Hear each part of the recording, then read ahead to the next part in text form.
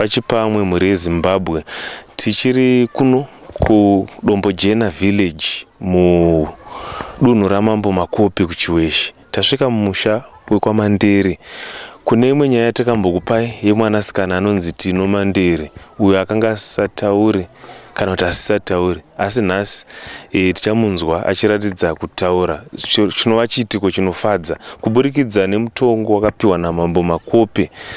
Pataurwa honzeri yedambudziko iri, zvichinzi zvinhu zvakaiswa kana kuti ushereketwa wakaiswa iwo ugone uchigadziriswa. Tine mubatsiri ari pano, asi nhasi ndine mhuri kuti tinzwe kuti zvii zvichiitika kana kuti vari kunzwawo sei nechiitiko chaitika muzuva ranhasi. Ini ndinonzi amai Nixon Mandere, ndiri namai vatinotenda Mandere akasangana nedambudziko rekutadza kutaura kubva musi wa13 May kusvika pari nhasi. Chikuru chinondifadza muzuva ranhasi ndechekuti tanga taane nguva yakareba tichifamba kune vabatsiri vakasiyana siyana, maprofita, vamwe vanoita zveun'anga zvichikundika, asi muzuva ranhasi ndinotenda kuti pane improvement kuburikidza naSekuru Tembo vatikapiwa naMambo Makope.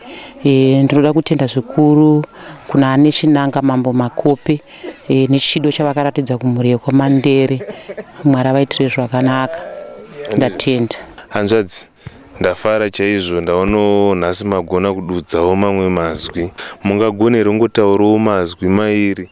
Munoziva vanhu havatende nekungonzwa zvichitaurwa nemumwe munhu, asi vanoda kunzwa imimi muchingotaura mamwewo mazwi. Kuti zita ndiani? Ndinonzi tinotenda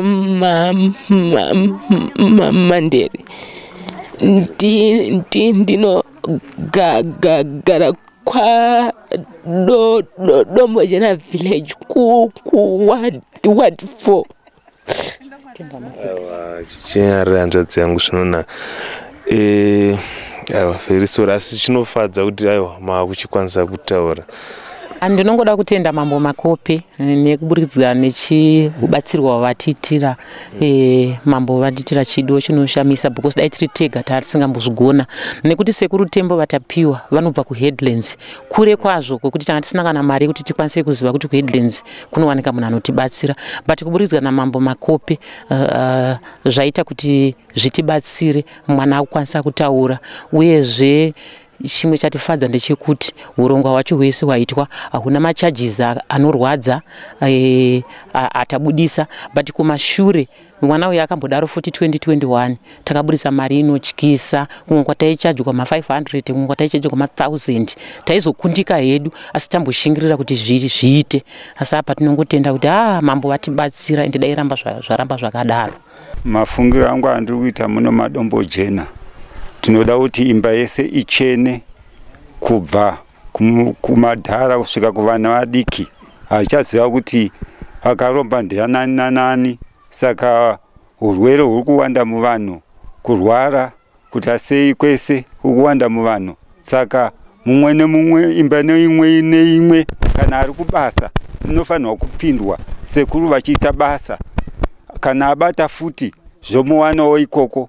Sekuru vanofanirwa kuita basa paimba yese yemunhu weMadombo Jena, nokuti munotodana sekuru vanokwana kuita 3, hamuna kuchena muno. Imimi kwenyu vakasvika? Kwedu havasati vasvika, saka toda kutoti titarisire kuti vatosvikawo kwedu futi vaitewo basa sefanike sairori munhu wese wechena. Ini handina mashoko akawanda ndinotaura pamusoro pezvaitika, asi ndinongopa kutenda kune simba raMambo Makope vakwanisa kutipa mubatsiri atibatsira kuti tive tinokwanisa kuti pari zvino mwana wangu ava kukwanisa kutaura zvishomanana asi asati akunyatsokwanisa ake kutaura.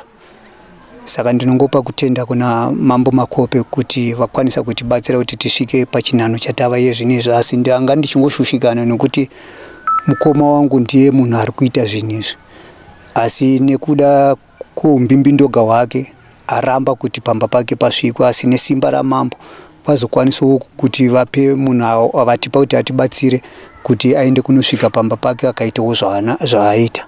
saka handina mashoko akawanda ekutaura. Tinotenda. Zvekare kune vamwe vasina kuziva kuti nyaya yakatangira papi. Takamboiburitsa pano paHasha TV tine interview yatakaita mauya kudare, zvekare nematongerwo akaitwa nyaya iyi mukoma wenyu paasina kuya kudare. Paakazoya kudare ndanzwa kuti pane chisungo chaakatotaurirwa namambo kuti mumusha make munge muchisvikwa, zvekare iye akatozvichenura kuti aiwa ina handina chandakabata. Chingave chiri chokwadi here? Mungagona here kutsanangura muchidimbu pane zvakaitika, nekuti dare iroro hatina kukwanisa kuzopa vatariri kuti vazive kuti zvakafamba sei. Ya panyaya iyoyo zvishwa mukoma wedu anga ane masvondo maviri achiriga kuuya kudare, akazoya rasvondo rechitatu. Auya svondo rechitatu akasvika akabvunzwa akaramba, akabvunzwa kanenge ka4 kese achiramba pamberi pamambo. Pakazosvika pakutsumudzwa mumwe muprofita anga arimo mudare momo, akatsanangura achitaura kuti izvo imimi baba, imimi kuramba muri kuramba zvenyu, asi ndiri kuona pamba penyu imimi muri munhu anorima chaizvo. Makaenda muchinonotora mushonga muchino kuti muri kuda kurima, asi mushonga iwoyo ndiwo wakazosvika pakuita se pakupanduka, asi mukoma wangu akaramba achiramba. So ndakapera takanga tanzi tidzoke futi kudare, iye haana kuuya. Akasvika pakufonerwa futi nemupurisa wamambo ari ikoko, akapindura rafu kune mupurisa wamambo achine kuti izvo imimi matongero makandiita zvisirizvo, makandirambidza kutaura zvandaida pamberi pamambo, saka kudare kwenyu handiuye. Saka ndizvo zvakazopa hasha yekuti mambo vazosvika pakutsvaga munhu wavakatipa kuti auye azotibatsira zvanhasi. Tinotenda nehurukuro yataita baba, tichishuvira kuti musikana tange tiri panapa taona achiratidza kuti ane mashoko aakukwanisa kutaura. Tisingazive kuti mukuzotanga kutaura achipoterwa sematauro anga achiita muzuva ranhasi, izvi zvazvine mwaka here wazvaitika pakunyarara kutaura kwaanga akaita, kana kuti zvatozotangawo nhasi? Ya tiri panyaya iyoyo ndechokuti vana ava vakambotanga kurwara 2021 vari vaviri.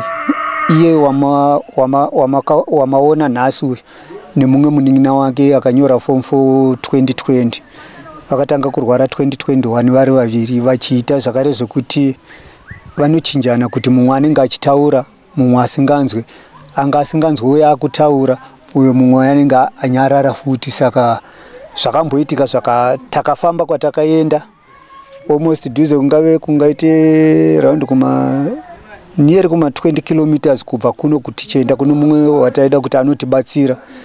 Mukoma ivavo vakasvika pakubva ikoko netsoka vachidzoka kuno kumba mubatsira asati auya, but akangoti patakasvika pamba ipapo apo pomubatsiri takasvika tichinounzwa kuti zvomubatsiri akwira mugomo nevamwe vanhu vangaenda kunobatsira, kwakatova kuma past 10 to 11. Saka tasvika ipapo apo takasvika takagara kwakuma 12 mukoma ndipo pavakatanga kuti aiwa inini nhasi izuva renhasi china tiri kuenda kunotanga sabata, saka handikwanise kuti ndimirire nyaya idzi, tauya kuno kune munhu anoita se anonyepa. Saka tandine vamwe vakoma vakuru vatanga vatiri kufamba navo pari zvino, vakati aiwa kamukoma isusu nhasi taingei kunoku, saka nzi tainga kurwara kwomwana, saka zvinobatsirei kuti tidzokere kumba iye mwana asati aita se abatsirwa, kanzi aiwa inini zuva ndakuenda kunobata sabata. Saka achingobva ipapo patanga tiri pamba pomubatsiri watanga tinaye, ndizanga angotifambei almost 100 meters takabva tatanga kunzwa munhu aibatsira uye achitaura achiburuka mugomo. Papo in short ndivati ndipo pavakazosvika akatibatsira. Vana ivavo vakagara almost 2 months kumubatsiri iyeyo. Vakasvika pakubatsirwa zvakaita nani kuzosvika pari zvino gore neri zvazodzoka futi. Iye zvino tingati musikana anga ane almost nearly 3 months asingakwanisi kutaura, asi kungoti chinongondifadza ndechekuti pari zvino izvi akukwanisa kuburitsa mamwe mazwi. Muzviitiko zvaitika nhasi mukoma mudzimuri, zvinhu zvakadai so pamaonero enyu tinoziva kuti muri vanhu vakutsvakwe ndebvu vari kuita dzimurana zvekare mumuri. Chinhu chokutanga chandadzidza chokutanga chikuru, urombwa hwakashata. unopezera wanyadzisa dzinza nedunhu. Asi pamusoro pezvo ndinototi muroyi akapusa anogadzira munhu asingazivi kuti chichamudzokera futi, kana chakuzokumudzokera iye chinenge chakura kudarika zvaari kufunga iye. Ndopa vakapusira varoyi. Ini ndinototenda kune vakagarwa vanobata basa, dzingava n'anga, vangava maprofita, vese vanosvikirwa nemabasa avo avari kuita mukati medunhu kuchenesa nzvimbo. Saka ndinototenda kuna Mambo Makope nebasa ravari kutiitira nemadzimambo ese. Ndinototenda kuti dai madzimambo ese vaita n'anga nemaprofita vari pachokwadi chokuchenesa nyika, ndoti tikwanise kuenda mberi. Kana dziri n'anga ngadzive dziri pachokwadi, kana ari maprofita kwete vanorombesa. Ipapo tukuramba mukati menyika ine kuti hatisi kuda kurombeswa. Urombwa ndo wanyanya, kune maprofita anonyepa nen'anga dzinonyepa, ivavo tukuvaramba. Saka ngavasepe vanhu vavo vari kuita basa, voita basa nemazvo. Aiwa, ndinotenda ndikutoti aiwa ngazvienderere mberi. Ndavape masimba akakwana kumadzimambo ese nemabasa avo avari kuita, nekuti varoyi ivavo vari kutoshora madzimambo mabasa avo vavanenge vachiita. Saka muri kuona kuti dzimwe nzvimbo vanoramba kutotiza nekuti vanenge vachita hapana zvavanombotiita. Saka tikutoti dai nyika yatopa masimba akawanda kumadzimambo ese akasimbisisa, ndinotenda nemashoko iwayo.